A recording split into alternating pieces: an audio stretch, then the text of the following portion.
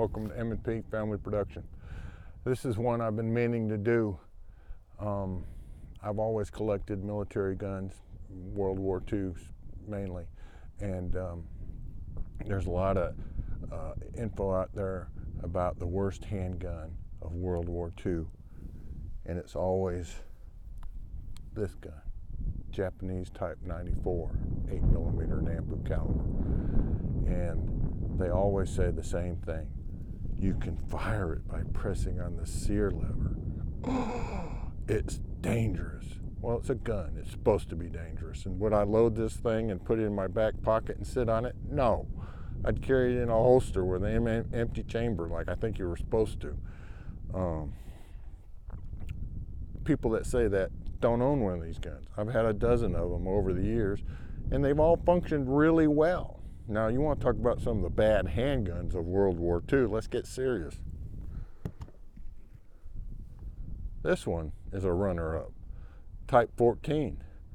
This is a beautifully made early gun. This one dates to 1937. Beautiful gun, beautifully made. 8mm caliber, just like the Type 94, but these are incredibly unreliable and break. Firing pin, they were issued with a spare firing pin in the holster. That's always a bad sign. I've never had one that ran well. I still like them.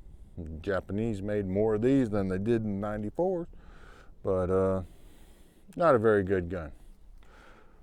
Okay, a gun that I think is equally as bad is the British Enfield, 38 caliber. This is the tanker model. Doesn't snag there on the hammer spur. Doesn't have the single action capability. Still left this target-like front post sight that snags on everything and will cut you. But we did bob the hammer and eliminate the single action. I mean, and the trigger pull is about 20 pounds. To hit a German with this thing, you got to wait till they get in the tank with you. I think that's why they call it the tanker model. Incredibly reliable. They work all the time. Little puny 38 Smith & Wesson round with a 200 grain bullet going about 500 feet per second. I mean, come on, what were they thinking? They did issue 9mm high powers, English, made in Canada, which was, one of the best guns of World War II.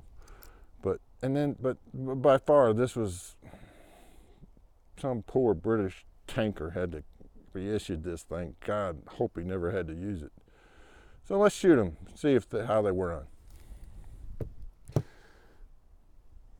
All right, Type 94, Japanese Type 14, Infield Mark 2, 1, I don't know what they called it, tanker model, 38 caliber. Only ammunition I have for it is 38 Smith & Wesson with a 145 grain lead bullet, so it probably doesn't shoot as well as the British service load, but it doesn't matter with the 20-pound trigger pull. It don't matter. You can't hit squat with it anyways, but it will go off. All right. Beautifully, this is an early gun. This is an early 1941 made 94. They got rougher. They only made about 70,000 of these guns, so they weren't that common. There's a lot of them in the States because souvenir hungry Americans got every pistol they could and brought it home. So all 74,000 are probably in the States that weren't destroyed in the war or sunken ships or yada yada, but not that rare. Type 14 is very much more common. Like I said, this is a 1937 beautifully made gun. Infield, British, didn't waste any time on finish, black paint, crude, which is okay. It was effective. Nothing wrong with that. Let's shoot them. Got the Type 14 with 5 rounds in my reloads. Never shot this gun. I don't know what to expect. All right. Let's see.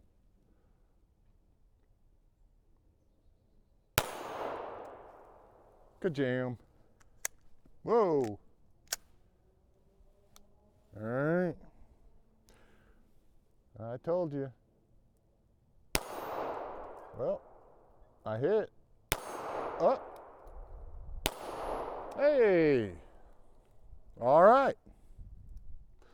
Let's see if I can find that loaded round. All right, here we go. 5 rounds. These are my reloads.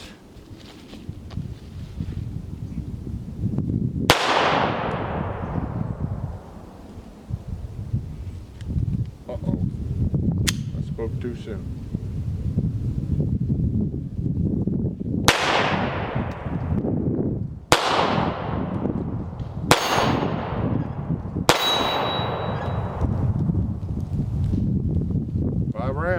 Had 1 bobble. It works. Infield, this is my least favorite method of operation. Is you top break it, load the rounds, 6, then snap it closed, and that's it. Like I said, utterly reliable. Well, I hit it. Whoa! Wow, I got 2 or 3 hits that time, Matt. Fast unloading. Boom. Start fiddling around with loose rounds. So, I don't know, maybe bad. Reliability standpoint, this is the winner. But I still hate that horrible trigger pull. I don't know. They're all interesting. These are still really probably one of the cheaper World War II handguns that a major power used that's available these days. You can still snag these for under $400, more like $250. The Nambus have gotten up there, $500, $600, $700, $800, $900 is the going rate, and more for really nice examples. So I hope you found this video interesting and enjoyable and informative. Thank you, Matt.